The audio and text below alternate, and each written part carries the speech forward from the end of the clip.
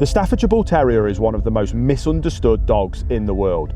Loyal, loving, powerful, and too often completely overlooked. But what if I told you that behind the stereotypes, behind the headlines, is one of the most affectionate, people-loving dogs you will ever meet? This is the truth about Staffies. And if you're thinking about getting one, you need to hear this first. Now, to understand why Staffies are the way that they are, we have to know where they came from, which is actually right here in Staffordshire in the UK. The Staffordshire Bull Terrier has roots in 19th century England, where they were originally bred for a brutal purpose, blood sports like bull baiting and later dog fighting. The Staffy was created by mixing bulldogs with terriers to create an incredibly powerful breed that was also athletic with huge pain tolerance. The result, a compact powerhouse that was courageous, game, and unshakably loyal to their handler. But here's the part that people miss and get wrong. Despite their violent origin, Staffies were always bred to be great with people. Even in the fighting world, a human aggressive dog was considered useless. So over time, the breed developed a deep, almost desperate desire to connect with people.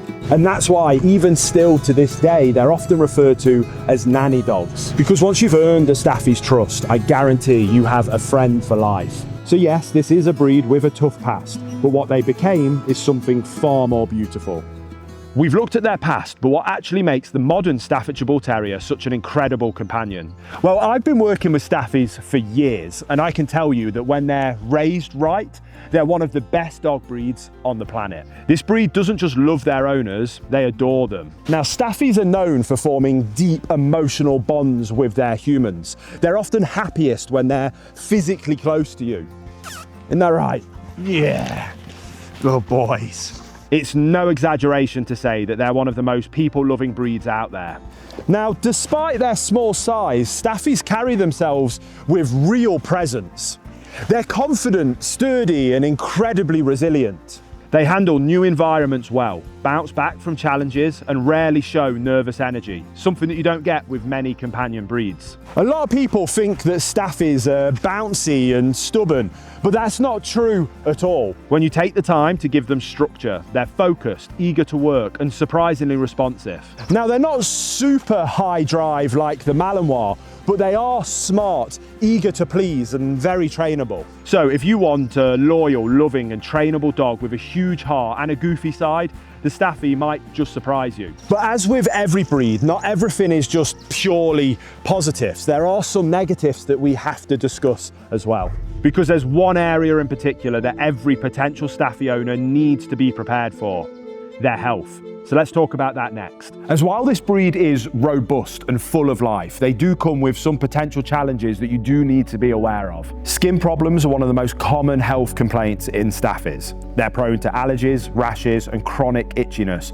often triggered by food, grass, or environmental sensitivities. It might not sound serious, but long-term irritations can cause infections, stress, and expensive long-term treatment for you. While they're generally well-built, some Staffies can suffer from joint issues like hip dysplasia or patella problems, especially if they're overweight or poorly bred. Now, thankfully, it's much less common than in some breeds like the German Shepherd, but it is still something that you need to be aware of. A rare but serious condition seen in some lines is L2HGA, a genetic metabolic disorder that can cause seizures and movement issues.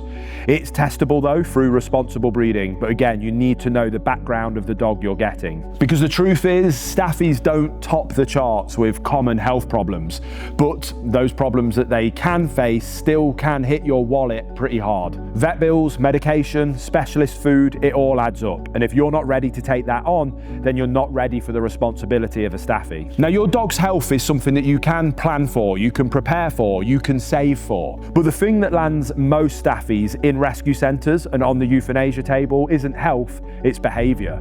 Now, in this video, you've been spending time with me and Bruno, and Bruno is here with me at my canine sanctuary. He ended up at rescue centres and now at my sanctuary, not because of his health, but because the person that brought him into their life wasn't prepared to meet the needs, to meet the demands, and didn't train him properly first time round. Now, my sanctuary is 100% funded by myself. This allows us to maintain the world-class standards and the results that we're able to have with dogs like Bruno. And I swore I'd never ask for a penny from anybody to run it. Instead, we create the world's best dog training courses, and the profits fund our work at the sanctuary. So if you're thinking about getting a puppy and want to raise it perfectly first time round, then check out our Perfect Puppy course. If you already have a dog and you want to know how you can have the same results I have here at my sanctuary with the most extreme behaviour cases in the world, then you need to check out my Perfect Canine Companion course. So you won't just get industry leading courses that absolutely will help you become a high level canine leader, that absolutely will help you raise your own Perfect Canine Companion, but you'll also know that you're supporting me and my team's work here at my sanctuary with dogs like Bruno and helping them at their last chance possible to get them out of rescues, to keep them off that euthanasia table, to help them become the perfect canine companion that they were always capable of being, and then finding them their forever home they deserve. And to thank all the viewers here on this channel, if you check out the link in the description box below, it'll also have a special discount just for you. So again, the links and a special discount are just in the description box below, but let's get back to Staffies and let's look at their bad traits next. We've talked about how loving, loyal and trainable a Staffy can be, but here's the truth. If you don't know what you're doing, the same energy can spiral into something really negative.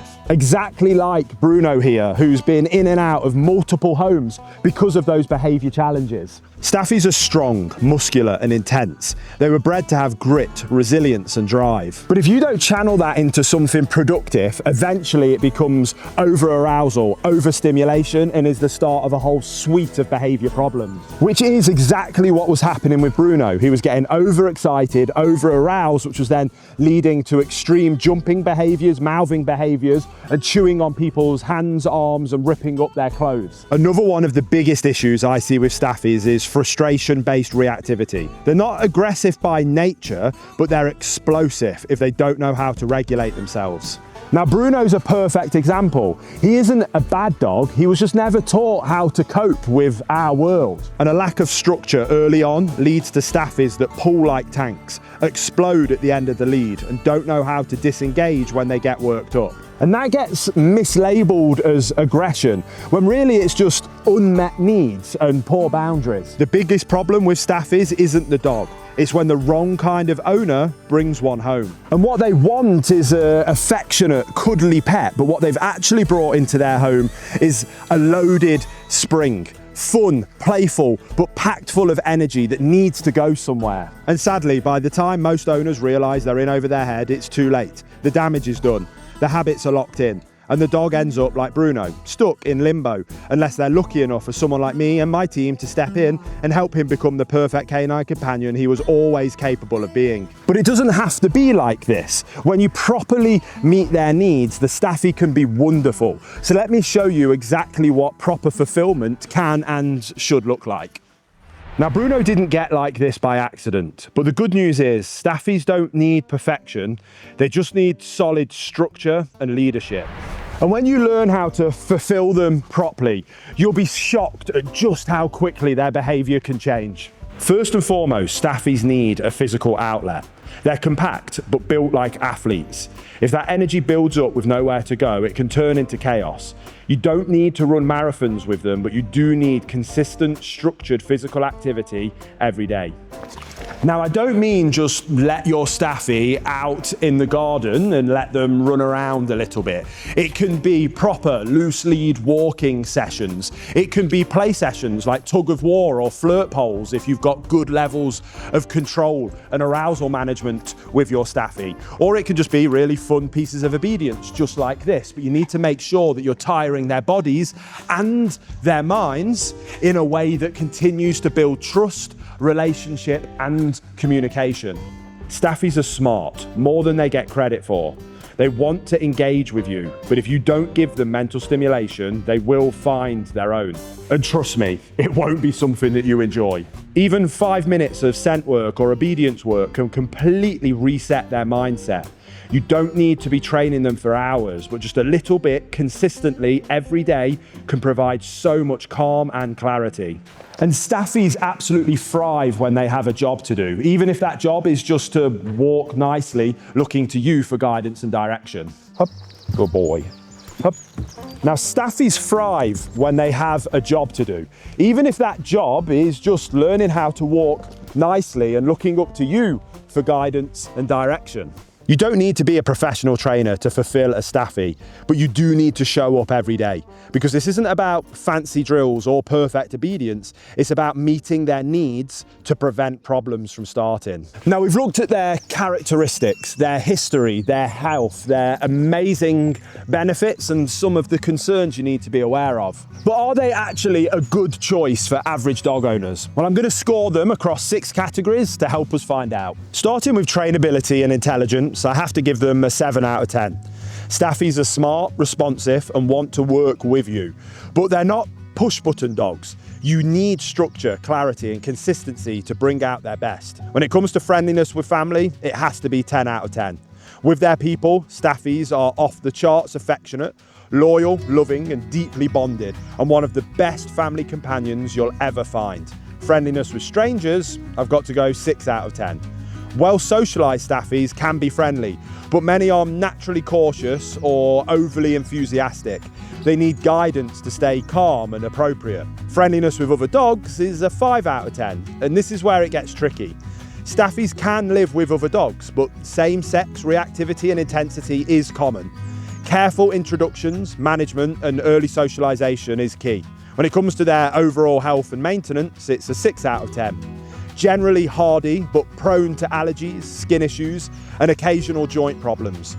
But with the right care, they're very manageable, but just not bulletproof. And when it comes to behavioural stability, it has to be a 5 out of 10.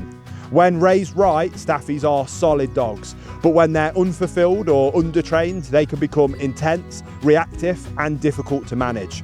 This score reflects the risk in unprepared hands.